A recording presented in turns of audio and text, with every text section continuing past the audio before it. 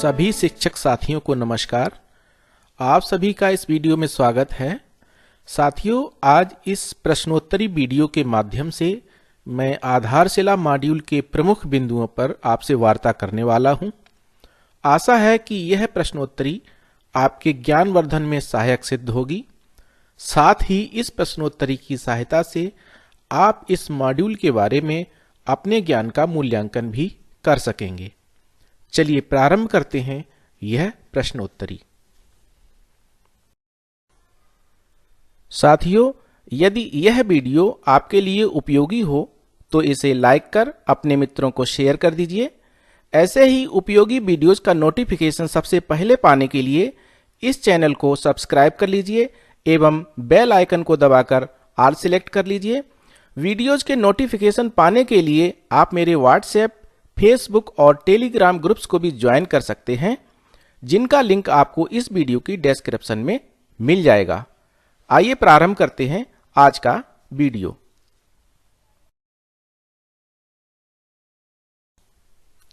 शिक्षकों के लिए कितनी हस्त पुस्तिकाओं अर्थात मॉड्यूल्स का निर्माण किया गया है? शिक्षकों के लिए 3 हस्त पुस्तिकाओं का निर्माण किया गया है।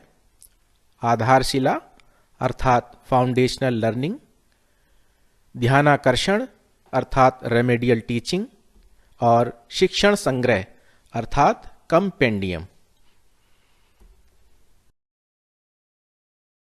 आधारशिला मॉड्यूल में कितने भाग हैं? आधारशिला मॉड्यूल में 6 भाग हैं।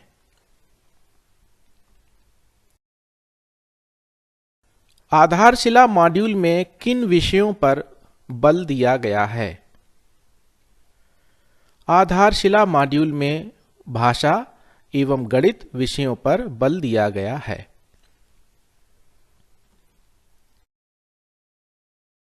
आधारशिला हस्त पुस्तिका का निर्माण किन कक्षाओं के लिए किया गया है? आधारशिला हस्त पुस्तिका का निर्माण कक्षा 1, 2 व 3 के लिए किया गया है। आधारशिला मॉड्यूल किन बिंदुओं पर आधारित है? आधारशिला मॉड्यूल बुनियादी शिक्षा एवं लर्निंग आउटकम्स पर आधारित है।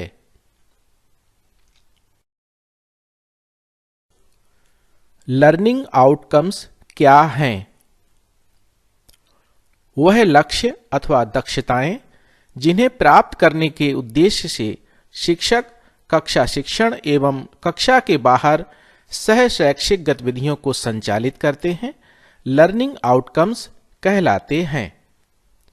दूसरे शब्दों में, लर्निंग आउटकम्स वह व्यवहारगत परिवर्तन हैं जिन्हें शिक्षक अपने शिक्षण के पश्चात बच्चों में देखना चाहते हैं।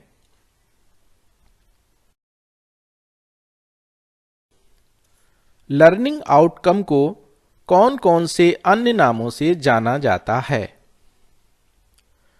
लर्निंग आउटकम को अधिगम परिणाम, सीखने के प्रतिफल अथवा अपेक्षित दक्षताएं आदि नामों से भी जाना जाता है।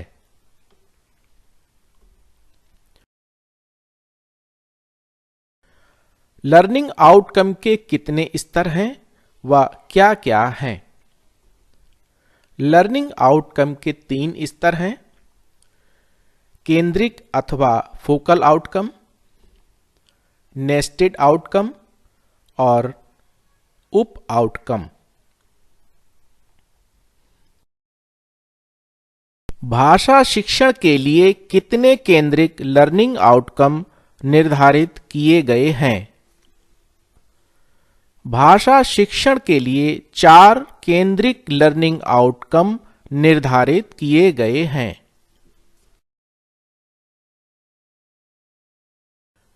गणितीय शिक्षण के लिए कितने केंद्रिक लर्निंग आउटकम विकसित किए गए हैं? गणितीय शिक्षण के लिए 5 केंद्रिक लर्निंग आउटकम विकसित किए गए हैं।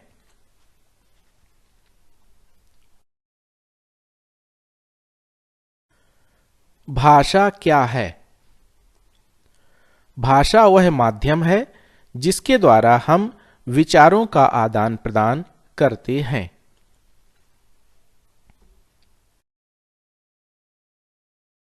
भाषा के कितने रूप हैं? भाषा के 3 रूप हैं, मौखिक भाषा, लिखित भाषा और सांकेतिक भाषा।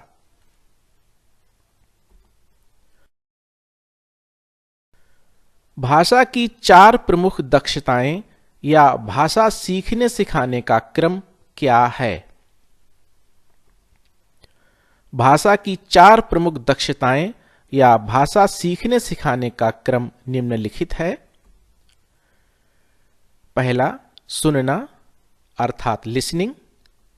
दूसरा, बोलना अर्थात स्पीकिंग। तीसरा, पढ़ना अर्थात रीडिंग। और चौथा, लिखना अर्थात राइटिंग। इन्हें संक्षेप में सुबोपली या LSRW भी कहा जाता है।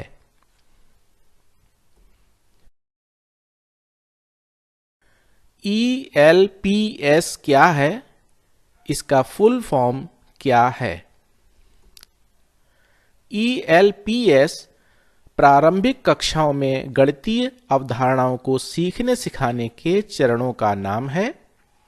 इसका पूरा नाम है E फॉर एक्सपीरियंस अर्थात अनुभव, L फॉर लैंग्वेज अर्थात भाषा, P फॉर पिक्चर अर्थात चित्र और S फॉर सिंबल अर्थात संकेत।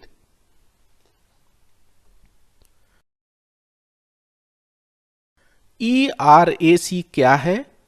इसका फुल फॉर्म क्या है? ERAC सीखने की चरणबद्ध एवं चक्रीय प्रक्रिया है। इसका फुल फॉर्म है E फॉर एक्सपीरियंस अर्थात अनुभव, R फॉर रिफ्लेक्शन अर्थात चिंतन, A फॉर एप्लीकेशन अर्थात प्रयोग और C फॉर कंसोलिडेशन अर्थात निष्कर्ष।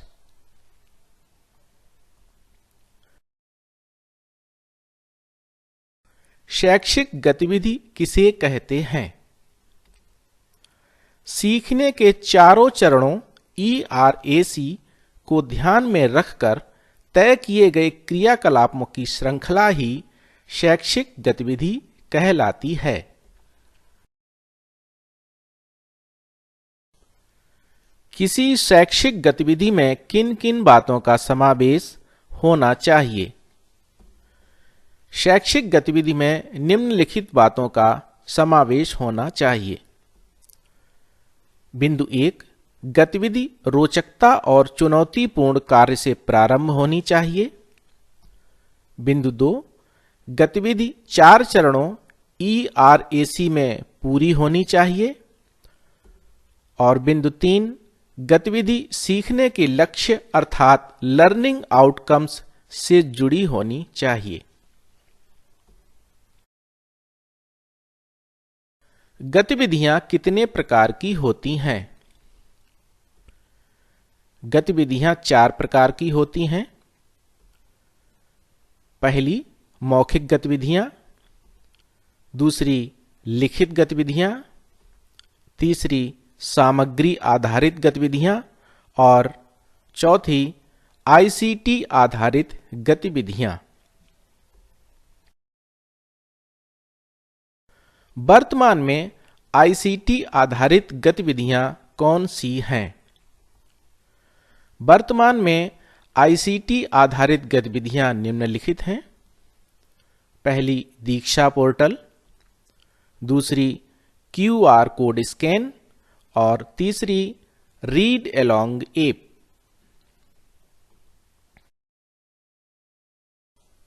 शिक्षण योजना किन किन शीर्षकों के अंतर्गत बनाई जाती है? शिक्षण योजना निम्नलिखित शीर्षकों के अंतर्गत बनाई जाती है। पहला शीर्षक लर्निंग आउटकम। दूसरा शीर्षक प्रकरण। तीसरा शीर्षक सीखने सिखाने की सामग्री। चौथा शीर्षक सीखने सिखाने की प्रक्रियाएं या गतिविधियां। पांचवा शीर्षक प्रदत्त कार्य या गृह कार्य। और छठवां शीर्षक शिक्षक की आगामी योजना।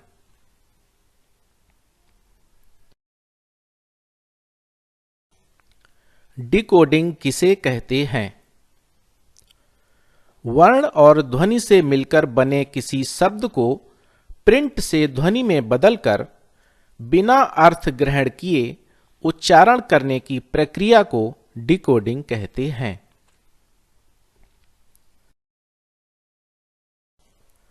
ध्वनि जागरूकता क्या है?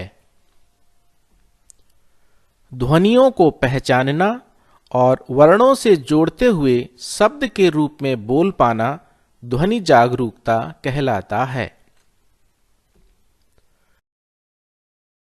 ध्वनि जागरूकता के कौन कौन से चरण हैं? ध्वनि जागरूकता के निम्नलिखित चरण हैं: वाक्य स्तर, शब्द स्तर, शब्दांश स्तर और वर्ण स्तर।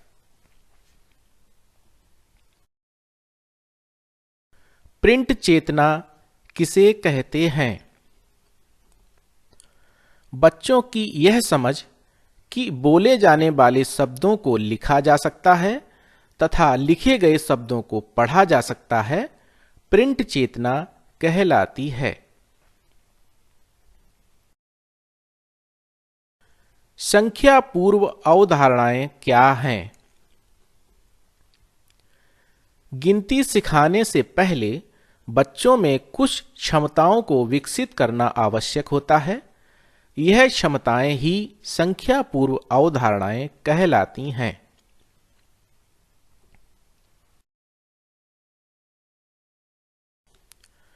संख्या पूर्व अवधारणाएं कौन कौन सी हैं?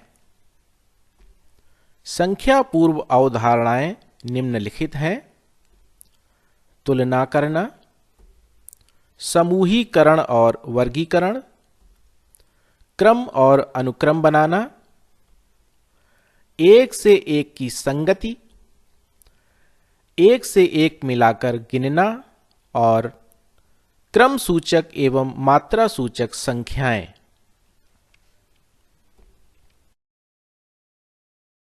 गणित की मौलिक संक्रियाएं क्या क्या हैं? जोड़ना, घटाना, गुणा एवं भाग गणित की 4 मौलिक संक्रियाएं हैं। बंद प्रश्नों से क्या तात्पर्य है? जिन प्रश्नों का उत्तर हाँ, ना या एक शब्द में दिया जा सकता है, बंद प्रश्न कहलाते हैं। उदाहरण: क्या आप एक शिक्षक हैं? यह एक बंद प्रश्न है।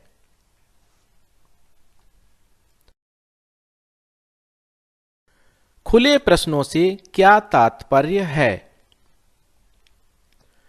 क्यों, कैसे, यदि आधारित प्रश्न, अर्थात ऐसे प्रश्न जिनका उत्तर हाँ, ना या एक शब्द में नहीं दिया जा सकता है, खुले प्रश्न कहलाते हैं।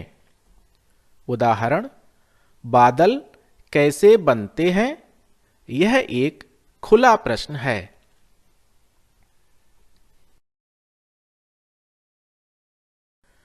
कक्षा शिक्षण को सकारात्मक बनाने हेतु किन किन पहलुओं पर ध्यान देना आवश्यक है? कक्षा शिक्षण को सकारात्मक बनाने हेतु निम्नलिखित पहलुओं पर ध्यान देना आवश्यक है: कक्षा प्रबंधन, शिक्षण योजना और आकलन और मूल्यांकन।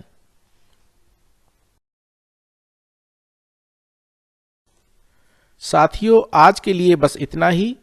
आप अपने सुझाव और जिज्ञासाएं इस वीडियो के कमेंट सेक्शन में लिख सकते हैं। अगले वीडियो तक के लिए आपसे अनुमति चाहता हूं।